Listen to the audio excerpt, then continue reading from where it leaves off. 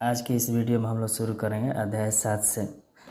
और अध्याय 7 से लेकर हम लोग देखेंगे कुछ 5-6 जो अध्याय हैं इसमें के मुख्य जो बिंदु है उस पर हम लोग कवर करेंगे।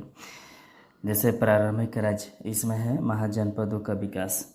लगभग 2500 वर्ष पहले वैदिक काल के कुछ जनपद अधिक महत्वपूर्ण हो गए, इसे महाजनपद कहा जाने लगे। बौद्ध एवं जैन ग्रंथ में हमें 16 महाजनपदों का विवरण प्राप्त होता है।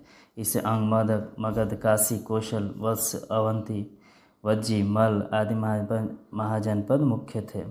इनमें से कुछ महाजनपद आधुनिक बिहार में सीमा में भी स्थित थे। महाजनपदों की राजधानियाँ शासन के केंद्र थे। राजधानियों में राजा, सेना और राजा के कर्मचारी रहते थे। कई राजधानियों में किलेबंदी की गई थी जो लकड़ी, ईंट और पत्थर की दीवारों से घिरी होती थी।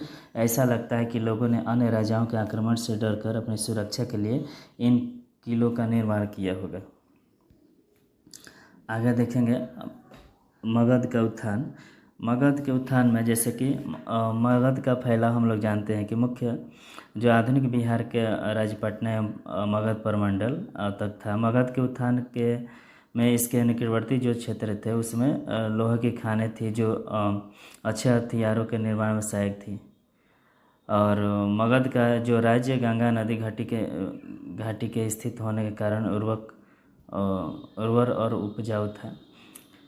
और इसी कृषि की समृद्धि और संपन्नता के कारण शासक वर्ग जो भी थे इसमें आर्थिक संसाधन उनको जो आसानी से प्राप्त हो जाता था।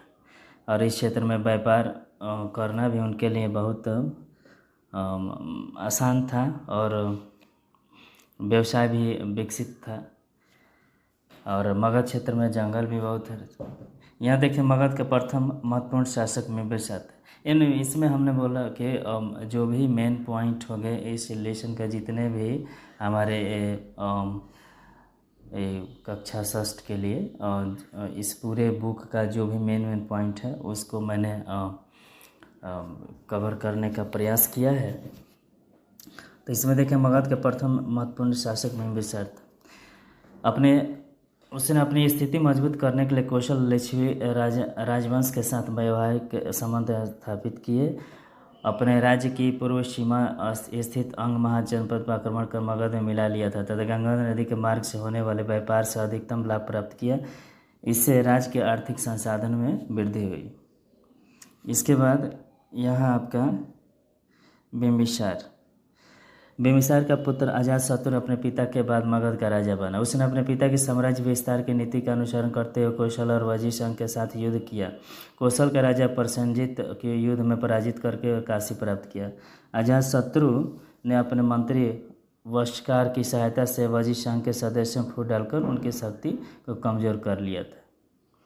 इसमें कुछ खास इसमें नहीं इतना देखेंगे। अजातशत्रु के बाद उदयन मगध का राजा बना। उसने पाटलिपुत्र को अपनी राजधानी बनाया। उसके काल में मगध और अवंती की शत्रुता बढ़ गई। उस समय अवंती राजा चंद्र प्रद्योत था। इसने कई युद्धों को अवंती को हराया, फिर भी अवंती मगध राजा का अंग नहीं बन सका। शिशुनाग ने अंतिम रूप से अवंती, वत्स और कौशल पर विजय प्राप्त की। मगध के अंतिम नंद शासक घानानंद के समय में यूनानी विजेता सिकंदर का भारत पर आक्रमण हुआ। यहाँ देखेंगे मगध का अंतिम नंद शासक घानानंद के समय यूनानी विजेता सिकंदर का भारत पर आक्रमण हुआ। इसके बाद गणराज्य क्या, कुछ राज्य ऐसे थे जिन्हें गणराज्य कहा जाता था, जैसे शाक्य, लिच्छवी, वज्जी, द्विदेव, तात्रिक, मल्ल, कोली, मैरिय आदि भारत के प्रमुख गणराज्य थे। यहाँ की शासन व्यवस्था अलग तरह की थी जिसे गण या संघ कहते थे। गणतंत्र में शासन के प्रधान का चुनाव होता था। अधिकतर एक से गणराज्य छोटे आकार के होते थे। इसमें एक प्रश्न बन सकता है, जैसे पूछा जा सकता है कि निम्नलिखित में कौन सा गणराज्य था। दे देगा कि जैसे मगध, कौशल, वत्स, लिच्छवी, इसमें से आपको चुनना होता है। इसके बाद मगध के निकट वज्जी संघ था जिसकी राजधानी वैशाली थी। आगे देखेंगे वज्जी संघ में लिच्छवी का प्रमुख गढ़ था जिसकी सीमाएं वर्तमान वैशाली मुजफ्फरपुर जिला तक फैली हुई थी। बिम्बिसार के काल में लिच्छवी लोग काफ़ी शक्तिशाली थे। यहाँ का राजा चेटक था। मगध के राजा अजातशत्रु ने लिच्छवीगढ़ पर विजय प्राप्त किया था। इसके बावजूद उसका राज्य अब से लगभग 15 वर्ष पहले तक चलता रहा। इसके बाद आ जाता है नए प्रश्न नए विचार। इसमें देखेंगे बुद्ध के बारे में। बुद्ध का जन्म 563 ईसा पूर्व नेपाल के तराई में स्थित कपिलवस्तु में लुम्बिनी वन में हुआ था। इनके पिता का नाम सुयोधन तथा माता का नाम महामाया था। इनके बचपन का नाम सिद्धार्थ था। सिद्धार्थ बचपन से ही चिंतनशील थे और इनका शादी यशोधरा से हुआ था और इनके पुत्र था, उसका नाम था राहुल था। इसके बाद महात्मा बुद्ध ने अपना पहला उपदेश सारनाथ में दिया। यह घटना धर्म चक्र परिवर्तन है।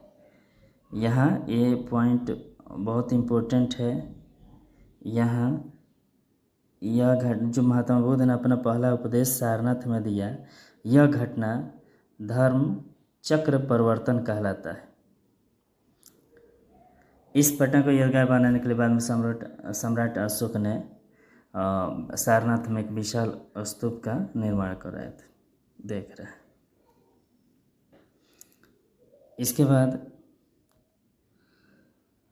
उसके बाद बुद्ध ने मगध, वैशाली, भारत के अन्य जगह पर घूम कर अपने उपदेशों का लोगों के सामने रखा। शीघ्र ही उनका बौद्ध धर्म लोकप्रिय हो गया।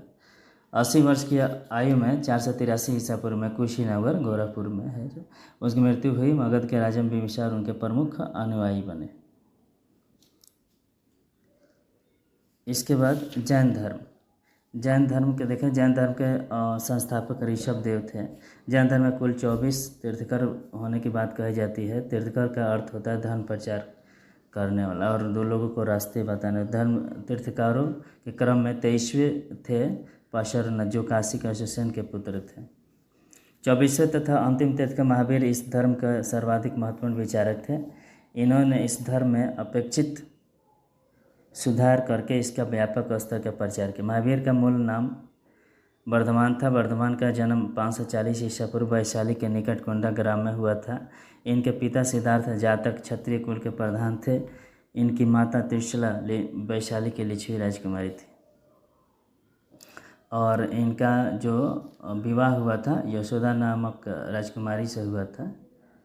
और उन्होंने क्या किया था कि महावीर ने कि 30 वर्ष के ही अवस्था में उन्होंने अपना क्या किया था, सभी सुख सुविधाओं को घर छोड़ के और संन्यास की ओर चले गए।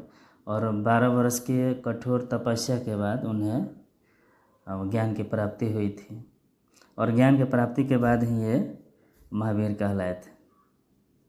और इनकी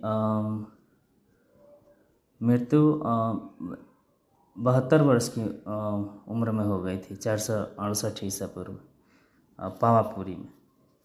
और एक बात याद रखेंगे, पावापुरी में ही जल मंदिर है। इसके बाद कुषाणों के बारे में देखेंगे तो कुषाण जो है हमारा प्रथम जो साम्राज्य था उसमें आपका कुछ मेन पॉइंट नहीं है। और इसके बाद जो शहरी और ग्राम्य जो जीवन है उसमें भी कुछ खास नहीं था, इसलिए मैंने उसके जो भी पूरे देखा, हमने हर एक पॉइंट को कुछ खास नहीं था, इसलिए हमने उस लेसन को छोड़कर आगे बढ़े। और उसके बाद हमने इस लेसन के बारे में जैसे कि सुदूर प्रदेशों से संपर्क, इसमें से कुषाण के बारे में देखेंगे। विदेशी आक्रमणों की श्रृंखला में कुषाणों का स्थान सबसे महत्वपूर्ण है। कुषाण कबीला की एक शाखा थे। भारत में इस वंश का प्रथम शासक कुजुल कडफिशस हुआ। इसे काबुल और कश्मीर में अपनी सत्ता स्थापित की। इस वंश का सबसे महान शासक कनिष्क था। इसके समय में कुषाण साम्राज्य के अंतर्गत अफगानिस्तान, सिंध, बैक्ट्रिया, पार्थिया आदि के प्रदेश सम्मिलित थे। मतलब इसमें जो है इस वंश का सबसे महान शासक कनिष्क था। और कनिष्क की राजधानी में, कनिष्क के बारे में बता रहे, कनिष्क की राजधानी में इसके भी राजधानी बड़े बड़े विद्वान थे। और इसमें इसी के राजधानी में अश्वघोष, पाशर्व, वसुमित्र, नागार्जुन और भी बहुत सारे राज्यसभा के रत्न थे। उसके बाद देखेंगे शुंग शैली। शुंग शैली जो स्तूपों के चारों ओर एक ऊंची चारदीवारी क्या होती है, शुंग शैली। शुंग कला में स्तूप के चारों एक ऊंची चारदीवारी बनाई जाती थी, जहाँ तथा 4 तोरण द्वार लगाए जाते थे, जिसको जातक अथवा बौद्ध चिन्हों, नाग और एवं अप्सरा की मूर्तियों से सजाया जाता था। भारहूत और सांची का स्तूप इस कला का उदाहरण है। भारहूत और सांची इस कला का उदाहरण है। यहाँ देखें, भारहूत और सांची इस कला का उदाहरण है। गांधार शैली। यूनानी कला के प्रभाव से देश में पश्चिमोत्तर प्रदेशों के गांधार शैली का विकास हुआ। इस शैली की अधिकांश मूर्तियाँ बुद्ध के जीवन यात्रा से संबंधित हैं। गांधार कला की अनेक मूर्तियाँ लाहौर तथा पेशावर के संग्रहालय में सुरक्षित है। भारत के 12 इस कला का व्यापक प्रभाव रहा।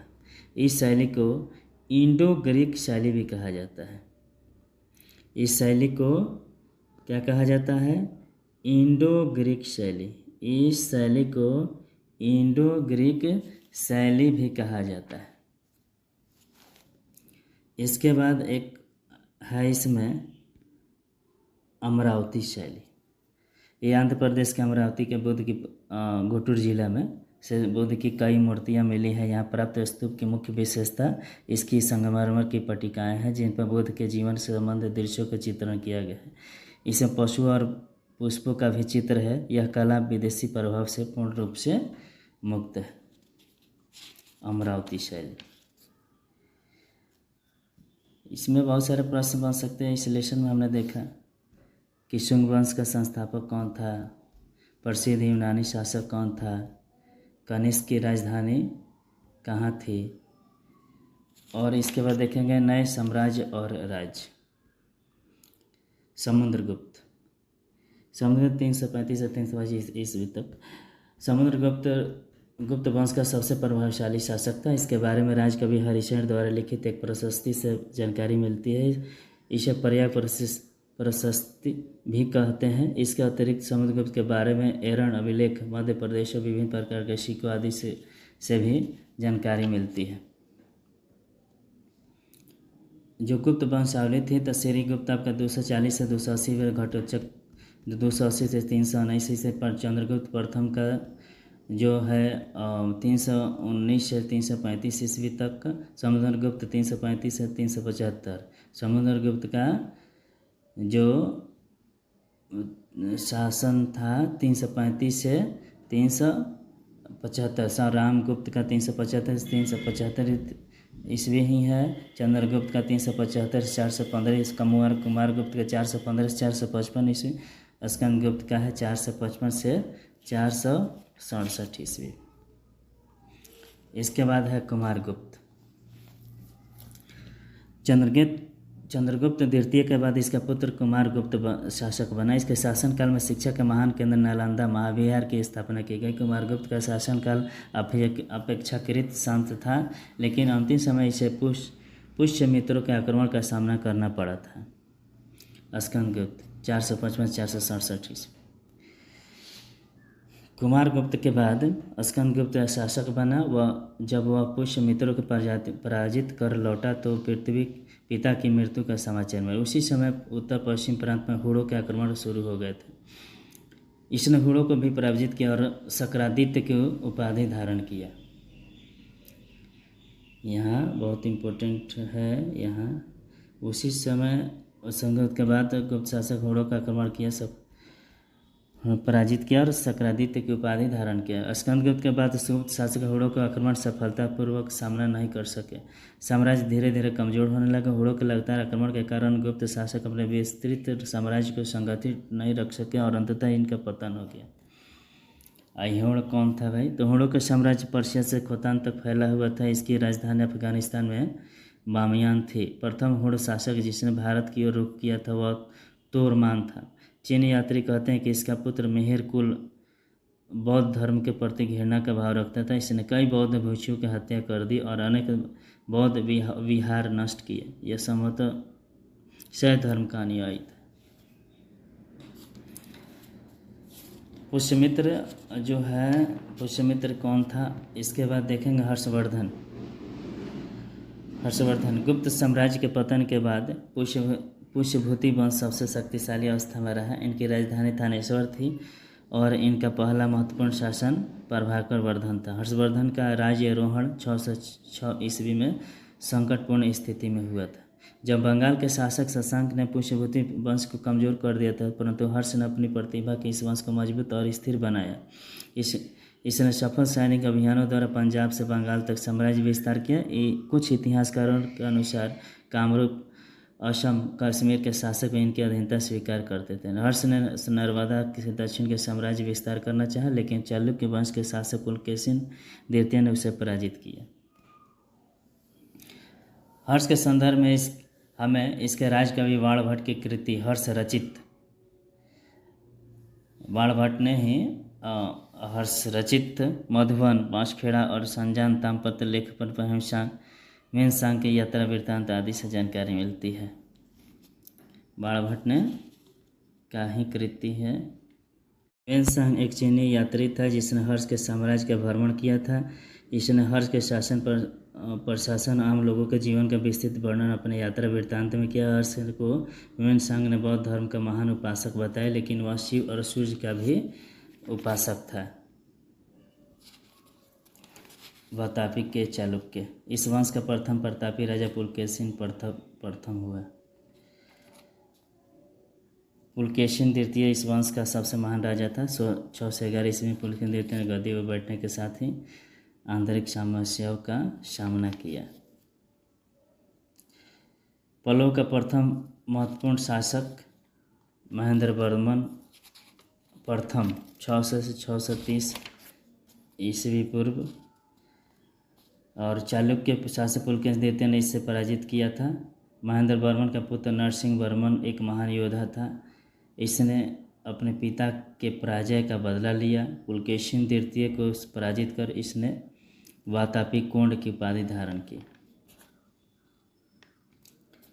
कालिदास के नाटक सुखांत और प्रेम प्रधान है। इनकी रचनाओं में ऋतु संहार, मेघदूतम, कुमार संभव और रघुवंशम है। कालिदास की रचना अभिज्ञान शाकुंतलम, ये बहुत इम्पोर्टेंट है। कालिदास की रचना अभिज्ञान शाकुंतलम साहित्य और नाट्य कला दोनों की ही दृष्टि से बेजोड़ है। याद रखेंगे, कालिदास की रचना अभिज्ञान शाकुंतलम साहित्य और नाट्य कला दोनों ही दृष्टि से बेजोड़ है। मालविकाग्निमित्रम नाटक शुंग वंश के इतिहास पर आधारित है। मालविकाग्निमित्रम नाटक शुंग वंश के इतिहास पर आधारित है। इस काल के नाटकों में शूद्रक की रचना मृच्छकटिकम अन्य काव्य की तरह नहीं है, क्योंकि इसमें राजकीय जीवन एवं महाकाव्य के प्रसंगों की बात नहीं की गई है। मुद्रा राक्षस में जहाँ चाणक्य की योजनाओं का वर्णन है, वहीं देवी चंद्रगुप्त में शकाधिपति एवं रामगुप्त का चंद्रगुप्त द्वितीय द्वारा बौद्ध एवं ध्रुव देवी के साथ विवाह का चित्रण है।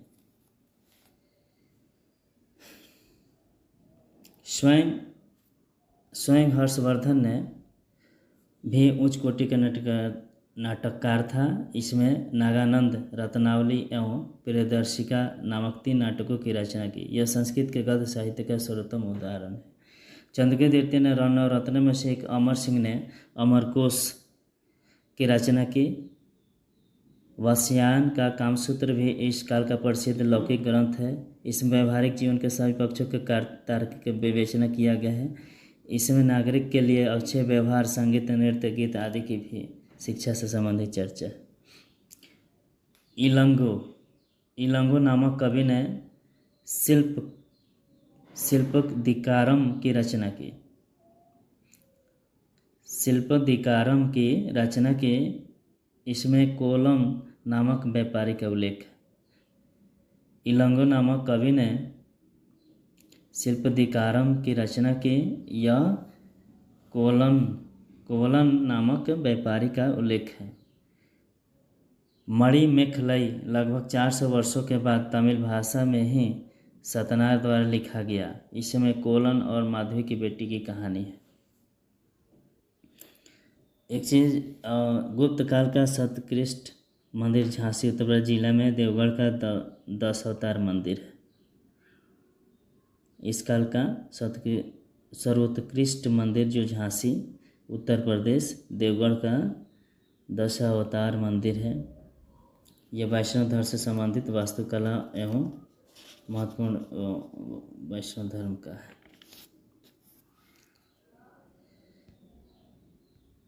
इसके बाद देखेंगे हम लोग एक एरण में बराह और विष्णु के मंदिर है। गुप्त काल में हिंदू मंदिरों के अतिरिक्त बौद्ध विहारों, चैत्य और स्तूपों का निर्माण हुआ। इस काल में गुहा मंदिरों और सर्वश्रेष्ठ नमूना उदयगिरी का गुहा मंदिर है। इसे चंद्रगुप्त द्वितीय का सेनापति वीरसेन ने बनवाया था।